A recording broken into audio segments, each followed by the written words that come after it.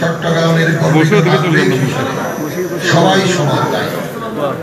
একটি জনপদ বা নগর তখনই নান্দনিক, পরিচ্ছন্ন, পরিবেশ বান্ধব ও বসবাস উপযোগী হয় যখন সব নাগরিক নিজের বাসগৃহের মতো এটার যত্ন নেয়। আমরা পারিনি, কারণ অধিকার বা দাবি সচেতন হলেও আমাদের মাঝে নাগরিক দায়িত্ব পালনের যথেষ্ট অভাব রয়েছে। আমি নিজেও এই দায় এড়াতে পারি না।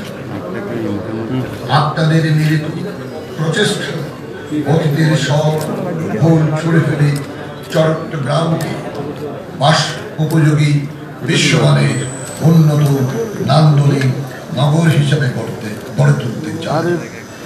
চট্টগ্রাম বন্দরকে সর্বোচ্চ গতিশীল সাজাতে হবে চট্টগ্রাম নগরীকে।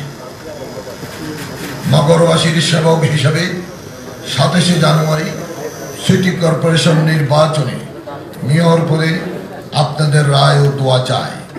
নির্বাচিত হলে আমার ধারাবাহিক উন্নয়ন সূচির মূল অঙ্গীকারগুলো আপনাদের সামনে আমি তুলে ধরছি। জলবদ্ধতা নিরসন।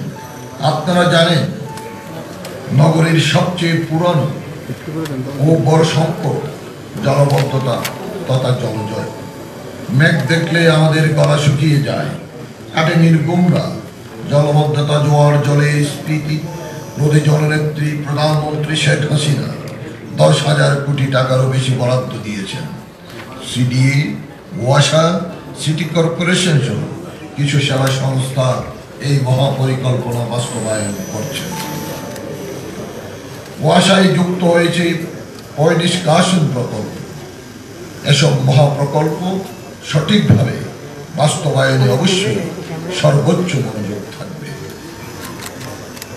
100 দিনের অগ্রাধিকার, জলবদ্ধতা নির্মূল মহাপরিকল্পনা ও নগর উন্নয়নে ডেল্টা প্ল্যান সঠিকভাবে বাস্তবায়নে যাতে ন্যূনতম বাধা ও দীর্ঘসূত্রতা না হয়, সংশ্লিষ্ট সেবা সংস্থা ও সেনাবাহিনীর দায়িত্বপ্রাপ্ত ইঞ্জিনিয়ারিং বসে তা তাদেরকে অগ্রাধিকার দেবে।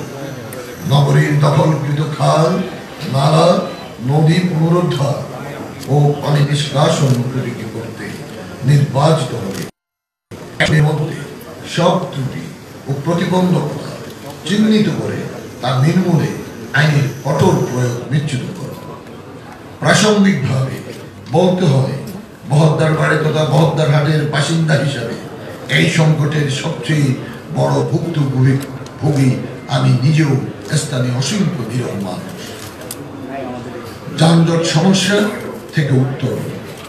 নগরে আরেকটি বড় সমস্যা যানজট, ট্রাফিক অব্যবস্থাপনা। নগরীতে সড়ক সুবিধার তুলনায় যানবাহনের সংখ্যা অনেক বেশি। বিশেষ করে আধুনিক সুবিধার পাবলিক যানবাহনের তুলনায় ব্যক্তিগত যান ও রিক্সা, ঠেলার মতো মানুষ চালিত যান সংখ্যা অনেক বেশি। তাছাড়া অসংখ্য বহুতল বাণিজ্যিক বা আবাসিক ভবন নগরীর ব্যস্ততম এলাকায় রাস্তার পাশে যত্রতত্র গড়ে ওঠা অসংখ্য শিক্ষা প্রতিষ্ঠান, সামাজিক মিলন কেন্দ্র বা কনভেনশন সেন্টারে নেই নিজস্ব বা আন্ডারগ্রাউন্ড পার্কিংয়ের পর্যাপ্ত ব্যবস্থা। ফলে রাস্তায় যত্রতত্র গাড়ি ঢাকার মূল সড়কে অর্ধেক বেদখলে চলে যায়। এতে স্বাভাবিক যান চলাচল বাধাগ্রস্ত হয়ে সৃষ্টি হয় কৃত্রিম যানজট। প্রায় প্রতি কর্মদিবসে সমস্যাটি লেগেই আছে। এতে নষ্ট হয় কোটি কোটি কর্মঘণ্টা ও বিপুল অর্থ।